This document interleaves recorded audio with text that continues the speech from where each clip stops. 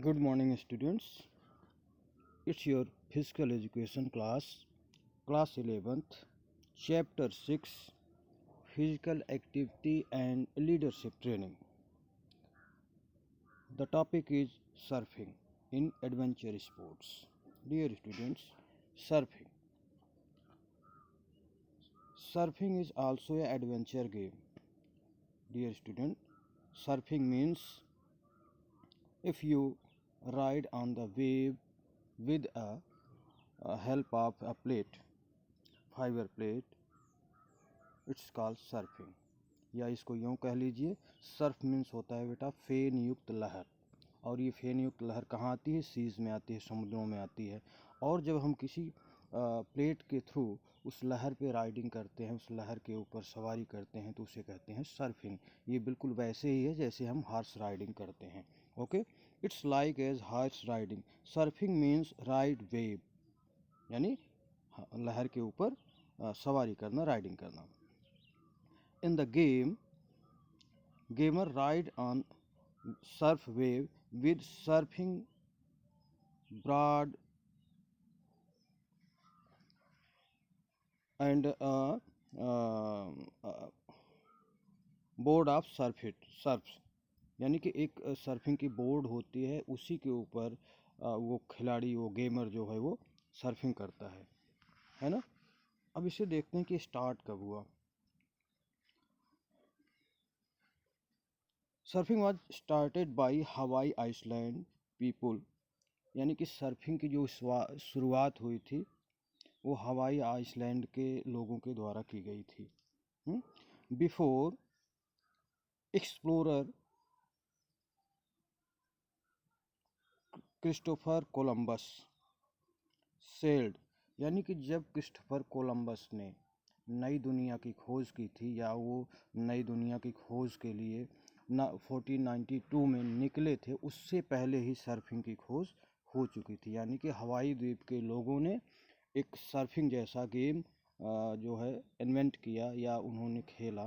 वो अपने personal entertain के लिए इस गेम को खेलते थे।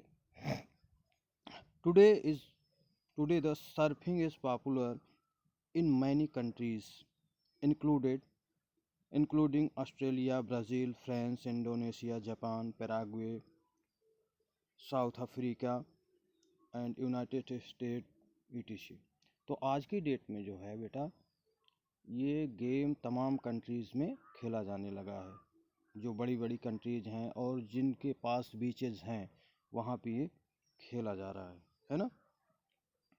All type of surfing required exact timing and sharp reflexes, यानी कि जितने भी प्रकार की हमारी सर्फिंग है उसमें टाइमिंग जो है वो ज़रूरी है। एग्जैक्ट टाइमिंग मीन्स टाइमिंग का सही समय पे रिक्रिएशन करना, एग्जीक्यूशन करना, है ना। यानी कि जब हम लहर आती है उसी समय अपने आप को हम एक्टिव करते हैं, और उसके साथ उसके रिफ्लेक्सेस, आपके रिस्पॉन्सेस जो हैं, हाँ, किसी एक्टिविटी के अगेंस्ट जो आपकी एक्टिविटीज़ होती है वो जो है प्रॉपर होनी चाहिए। और and to stay balance, surfing should also be able to anticipation with the breaking wave will do. You can lay knees seat and stand. अब आप सर्फिंग बोर्ड पर चाहो तो आप खड़े हो सकते हो, चाहो तो घुटने के बल बैठ सकते हो, चाहो तो लेट सकते हो, या फिर खड़े होकर जो है वो सर्फिंग कर सकते हो। ये आपके ऊपर डिपेंड करता है। A question is how many type of surfing. तो सर्फिंग कितने प्रकार की होती है? There are two type of surfing. First is kite surfing, second is wind surfing. यानी पहली जो है वो काइट सर्फिंग है, दूसरी है विंड सर्फिंग। विंड मीन्स हवा होती है, काइट मीन्स होती है पतंग, है ना। और बॉयज़ आपके इस चैप्टर में उसकी जो बोर्ड है, सर्फिंग बोर्ड है, उसकी जो लेंथ है, जो स्ट्रेंथ है, जो उसकी ब्रीथ है, वेट है, ये सब सारी चीज़ें मेंशन्ड हैं, तो इसको आपको ही पढ़ना होगा, है ना। कुछ हैवी सर्फिंग के लिए हैवी बोर्ड होते हैं, लाइट सर्फिंग के लिए लाइट बोर्ड होते हैं। और उस समय जब ये सर्फिंग स्टार्ट हुई थी हवाई द्वीप के लोगों के द्वारा, तो उस समय वो वुडन का बोर्ड बनाते थे जो काफ़ी हैवियर बोर्ड होते थे, है ना। तो ये सर्फिंग के सारे जो इक्विपमेंट्स हैं वो यहाँ पे मेंशन किए गए हैं, इसको आपको पढ़ना होगा, है ना। अब याद देखते हैं कि इसका बेनिफिट्स क्या है सर्फिंग का। तो है इम्प्रूव कार्डियोवैस्कुलर फिटनेस, ये आपकी हृदय श्वसन सहन क्षमता को इम्प्रूव करता है। कार्डियोवैस्कुलर फिटनेस मीन्स आपकी जो हार्ट एंड आपकी जो लंग्स है उसकी जो पावर है, जो उसकी स्ट्रेंथ है, उसको ये क्या करता है और ज़्यादा इम्प्रूव करता है। Shoulder and back are strengthened, यानी शोल्डर यानी कंधे और बैक, कंधे और पीठ को ये ज़्यादा मजबूत बनाता है। डेवलप लेग स्ट्रेंथ, क्योंकि ये सर्फिंग जो है हम अपने पैरों की ही मूवमेंट से करते हैं, इसलिए हमारे पैरों की भी स्ट्रेंथ को क्या करता है, ये मजबूत करता है। To spend time outdoors and enjoy the natural environment, इसके थ्रू आप आउटडोर में अपनी जो एंटरटेन की एक रिक्वायरमेंट है उसको फुलफ़िल कर सकते हो। A good outlet for stress and tension, और इसके थ्रू, इस गेम के थ्रू अपनी अंदर की जो एक तनाव और चिंता है, टेंशन है, उसको आप क्या कर सकते हो, थ्रू आउट कर सकते हो, बाहर निकाल सकते हो। ओके, नेक्स्ट गेम है पैराग्लाइडिंग। तो पैराग्लाइडिंग क्या है? Paragliding is a recreational and competitive adventure sport. Recreational means होता है बेटा मनोरंजनात्मक, जिससे आपका फुल ऑफ एंटरटेन हो जाए, और कम्पिटिटिव मीन्स होता है जब आप एक दूसरे के साथ compete करते हो, कंपटीशन करते हो, स्पर्धा करते हो, है ना। तो एडवेंचर गेम है। अब फ्लाइंग पैराग्लाइडर्स, है ना। तो पैराग्लाइडिंग क्या है? एक ऐसा आपका मनोरंजनात्मक और कम्पिटिटिव गेम है। Light weight free flying foot launch glider aircraft with no rigid primary structure. ये होता कैसे है? तो ये लाइट वेट होता है, यानी कि बहुत हल्का होता है। आपकी बुक में मेंशन है कि इसका टोटल वेट कुछ 20 kg से कम ही होता है। फ्री फ्लाई यानी आप इसमें किसी चीज़ के थ्रू रिस्ट्रिक्शंस नहीं डाल सकते, आप आराम से एयर के साथ, विंड के साथ जो है उड़ सकते हैं। फुट लॉन्च मीन्स होता है बेटा जब आप इसको ज़मीन पे लैंड करोगे तो आपको अपने पैरों पे ही लैंड करना होगा, इसके लिए कोई सबवे नहीं मिलेगा या फिर कुछ व्हील वगैरह नहीं मिलने वाली हैं। Glider aircraft with no rigid primary structure. अच्छा, इसमें जो भी कुछ होता है, जो भी स्ट्रक्चर है जिससे ये बना हुआ है वो रिजिड नहीं है, वो फिक्स्ड नहीं है, वो जो है ऐसा है कि वो उसको आप अपने अकॉर्डिंग मूव करा सकते हो, उसको चला सकते हो। यानी कि ग्लाइडर जो होता है वो ज़्यादातर कपड़े का बना होता है, कपड़े और रस्सियों के द्वारा ही बनाया जाता है। It is the closer for human, closest for human. अब ये देखो क्या है कि ये बिल्कुल से कुछ इस तरह से बना होता है, closest for human to get the feeling of flying like bird.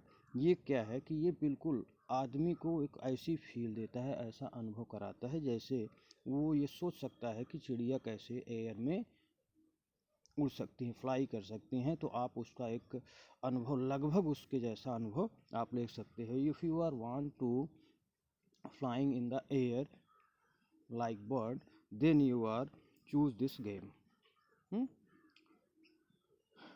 आगे देखते हैं। A gliders is a foot launch ram air airfoil कनॉपी।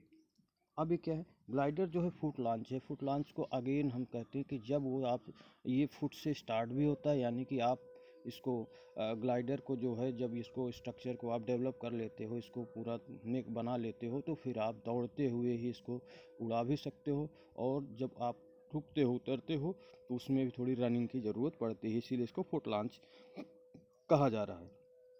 और ये हवा के भरोसे ही होता है ना। एयर फॉयल कनापी का मतलब होता है इसका जो पतवार होता है, देखो इसमें कोई विंग्स नहीं होते, है ना। ये हेलीकॉप्टर की तरह कोई फैन नहीं होते, पक्षियों की तरह इसमें विंग्स नहीं होते, लेकिन ये जो है हवा के ही सहारे उड़ता है। तो इसमें जो है ये कुछ रस्सियाँ लगी होती हैं जिसके थ्रू आप इसके डायरेक्शन को चेंज कर सकते हो, और इसको जो उसके हवा में उसके कपड़े से कनाती लगी हुई है उसको आप विंग्स की तरह यूज़ कर सकते हो, है ना। चलो आगे देखते हैं। The paragliders is foot launch ram air fly canopy flowing at loaded with the and other energy then the wind. अच्छा, इसमें जो है हम विंड एनर्जी को ही जो है क्या करते हैं, उसको यूज़ करते हैं। किसके खिलाफ? ग्रेविटी के खिलाफ, है ना। And the pilot is muscle power, और जो उसको यूज़ कर रहा है, यानी कि जो पैराग्लाइडर्स है वो मजबूत होना चाहिए, ताकतवर होना चाहिए। अदरवाइज वो उसकी जो कनापी होती है, जो उसके सिरे होते हैं, उसको विंग्स की तरह यूज नहीं कर पाएगा, क्योंकि उसके लिए पावर चाहिए। Entire paraglider set included wing, harness and helmet. तो इसमें चाहिए क्या? सेफ्टी गियर सब क्या क्या चाहिए? तो पहले पैराग्लाइडर्स को चाहिए कि वो विंग्स रखे, हार्नेस एंड हेलमेट रखे, यानी कि जो उसकी ड्रेस होती है सिर को बचाने के लिए, शरीर को बचाने के लिए, वो पूरे सेफ्टी इक्विपमेंट्स को रखे। It weight less than 20 kilo, और इसका टोटल वेट जो है, उसका जो उस पैराग्लाइडर्स का जो टोटल वेट है वो 20 किलो से कम ही होना चाहिए। Easily fit into the backpack, और उसकी जो पीठ की बैग होती है, जो कैरी बैग है, वो पूरे उसके जो इक्विपमेंट्स हैं उसमें प्रॉपरली जो है अट जाने चाहिए, हो जाने चाहिए, उससे ओवर नहीं होना चाहिए। Paragliders are restricted from fly above 8000 feet. तो पैराग्लाइडर्स को ये कहा जाता है कि आप 8000 फीट से ऊपर नहीं उड़ेंगे। Okay boys, thank you.